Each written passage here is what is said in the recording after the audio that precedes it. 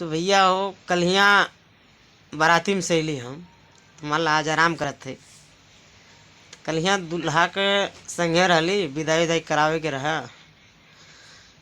तो विदाई करावे के हम सुबह एक टाइम थोड़ा सा बोल दे है कि भैया विदाई करना है तो करिए, नहीं तो हम जा रहे हैं दूल्हा को लेकर के, आप लोग टेम्पू से पहुँचाइएगा। फिर तो एक बुढ़वा रहा उनमें, बुढ़वा कहा हमार इतना उम्र हो गया अभी आज तक नहीं देखली कि नहीं जौन बाकी सवेरे एक टाइम विदाई हो जाए। अरे होता सिस्टम हो, प्रक्रिया चलतिया।